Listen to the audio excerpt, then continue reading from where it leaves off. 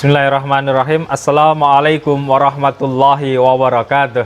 Waalaikumsalam warahmatullahi wabarakatuh. Selamat sore Ustaz. Sore. Bagaimana kabarnya? Alhamdulillah sehat. Alhamdulillah luar biasa. Selamat sore juga pemirsa yang dirahmati Allah, jamaah ngasuh dimanapun berada. Terima kasih atas keistiqomahannya selalu mengikuti kajian sore dari SMK Muhammadiyah 3 Lombok melalui kegiatan ngasuh.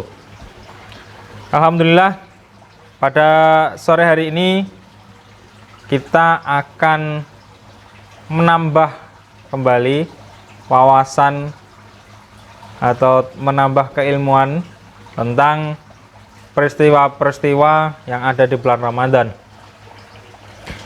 Khususnya di sore hari ini kita akan mempelajari tentang peristiwa Fathu Mekah, salah satu peristiwa yang sangat bersejarah yang wajib hukumnya bagi kita umat Islam untuk mempelajarinya.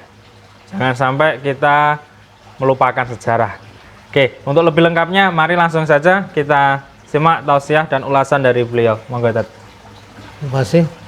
Assalamualaikum warahmatullahi wabarakatuh. Waalaikumsalam warahmatullahi wabarakatuh. Alhamdulillahirabbil alamin wassalatu wassalamu ala rasulil karim wa ala alihi wa ashabihi ajmain. Asyhadu alla ilaha illallah wa la syarikalah wa asyhadu anna Muhammadan abduhu wa rasuluhu la nabiyya ba'da.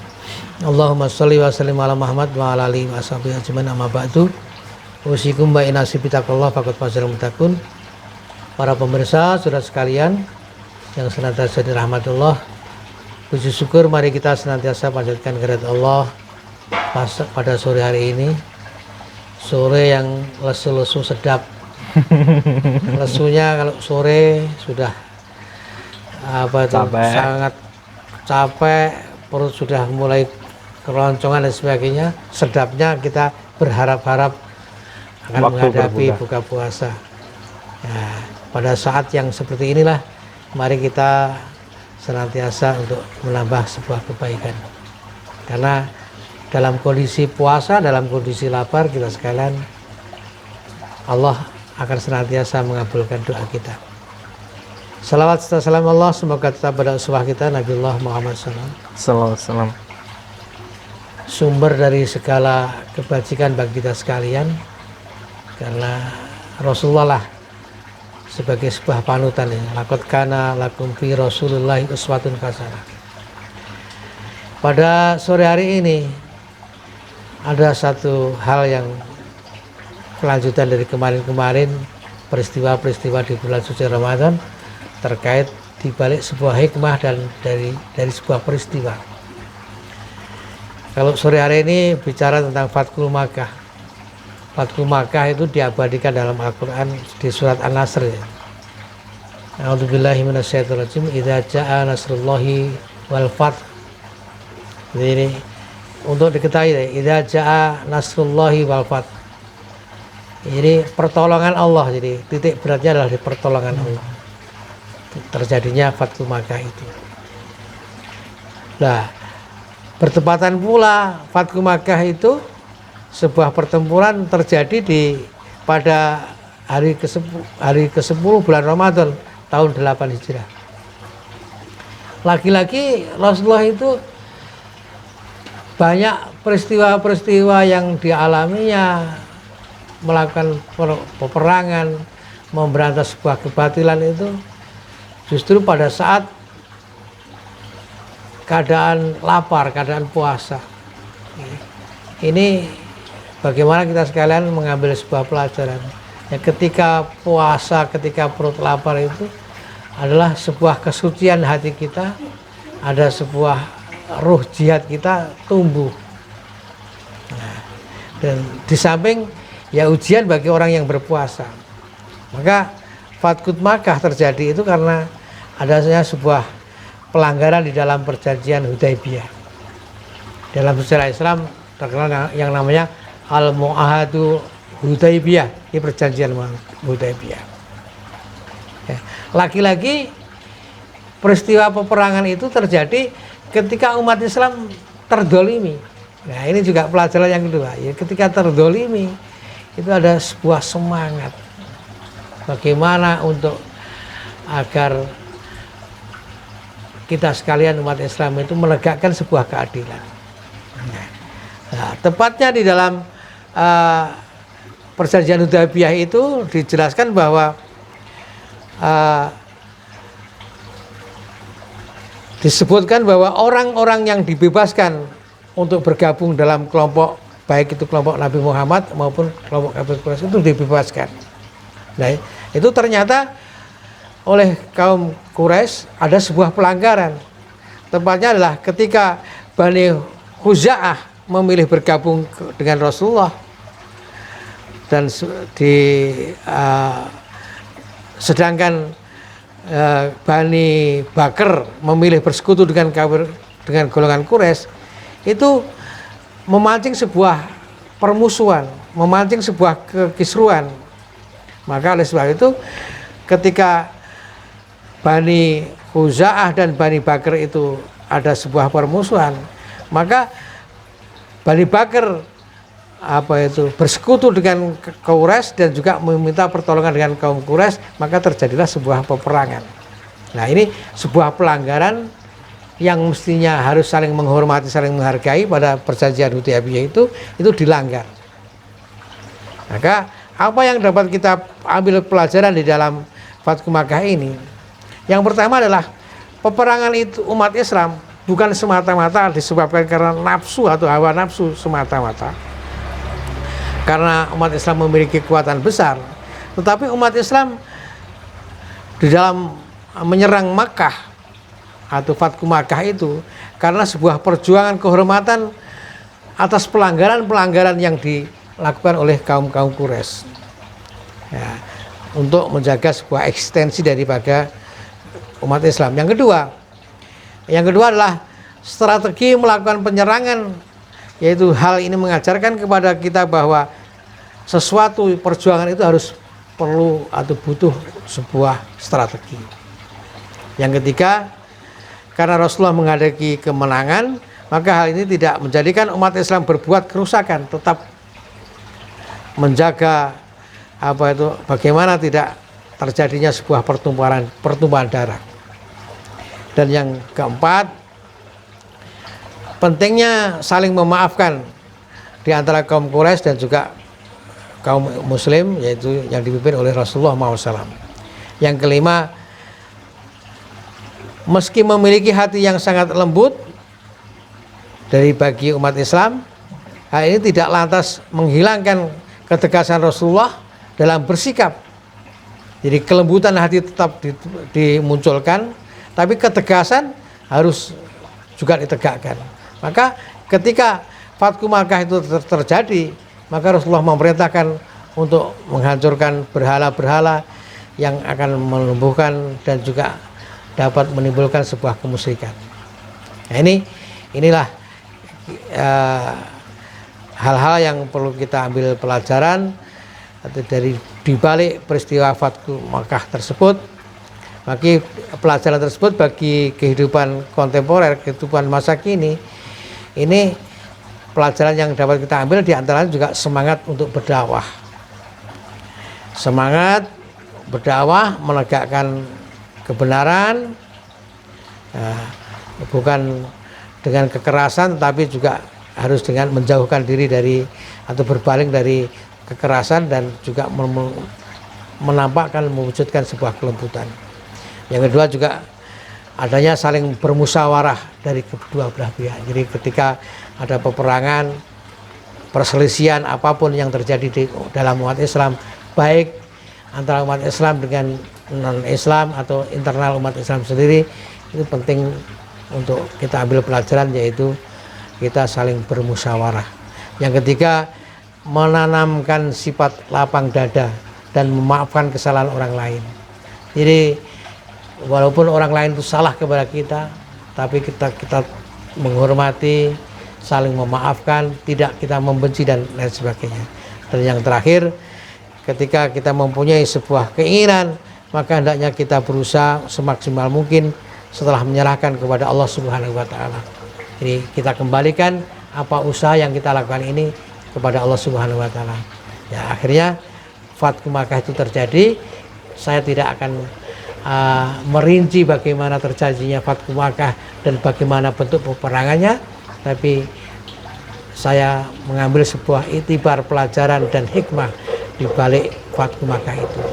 Dan mudah-mudahan kita sekalian dapat mengambil manfaat apa yang saya sampaikan. Kurang lebihnya maaf. Nasrullah wa fathu qarib wa basyiril mu'minin. Wassalamualaikum warahmatullahi wabarakatuh. Waalaikumsalam warahmatullahi wabarakatuh. Alhamdulillah, Masya Allah pemirsa, sebuah peristiwa yang sangat besar, sebuah peristiwa yang patut kita ambil hikmah, yakni dari peristiwa Fathu Makkah. Lantas ini ada pertanyaan Ustadz yang timbul dari tadi setelah kita simak ada hal-hal yang menarik. Lah, hikmahnya apa ini dari peristiwa Fathu Makkah? Ya, kalau dari peristiwa Fathu Makkah seperti paparan yang sedikit saya sampaikan tadi, pertama satu adalah jadikan diri kita sebagai orang yang pemaaf, sebagaimana Rasulullah contohkan memaafkan kaum Quraisy di dalam Fathu Makkah tersebut. Jadi mereka yang sudah dalam posisi lemah, posisi kalah itu tidak terus kita tindas, kita tekan, tapi tetap kita memaafkan dan menghormatinya. Terus yang kedua, jadilah pemimpin yang arif dan bijaksana, karena Rasulullah memerintahkan agar melindungi wanita dan anak-anak dalam penyerangan terhadap Fathu Makkah tersebut. Jadi kita tidak serta-merta sebagai seorang pemimpin terus karena punya kekuatan yang besar terus brutal begitu saja, tapi harus kita arif dan bijaksana. Di dalam segala hal kita ini hikmah seperti itu. Juga kita bisa ambil pelajaran pula ketika kita dalam posisi yang kuat, jangan serta-merta sok kita kuat terus mengabaikan kepada mereka yang lemah, tapi tetap kita sekalian harus bijaksana. Terus yang ketiga, kita tidak boleh menjadi orang yang pendendam. Apapun kelicikan dan keburukan kejahatan mereka terhadap diri kita, ketika dia sudah menyadari, maka jadilah orang yang pemaaf, jangan sampai mendendam. Artinya jadi laisal hukum ma qad salaf, jadi hendaklah kita hilangkan hal-hal yang sudah berlalu. Kita akan menanamkan dan juga menghadapi masa depan yang lebih baik. Yang terakhir adalah ini yang perlu kita patut contoh di dalam Fathu Makkah. Berani mencegah kemungkaran dan kebatilan, sebagaimana Rasulullah SAW sangat keras dan dalam melarang menyembah berhala. Maka dalam kombandonya dalam Fathu Makkah beliau menyerukan hancurkan berhala. Ya, di samping sifat kelembutan, tapi hal-hal yang sangat krusial mengganggu akidah kita harus kita berbuat tegas. Jangan sampai umat Islam itu kita boleh bertoleransi, tapi kalau dalam hal-hal yang sifatnya sangat urgen menyangkut akidah, kita pun juga tidak boleh lengah terhadap tersebut. Silakan toleransi, dan itu sebuah anjuran dalam Islam. Kita tidak boleh menekan, harus tasamuh, harus toleransi, harus berbuat baik dengan yang lainnya, baik orang-orang non muslim dan sebagainya, tapi jangan lengah terhadap yang namanya akidah. Nah, ini ketegasan Rasulullah, walaupun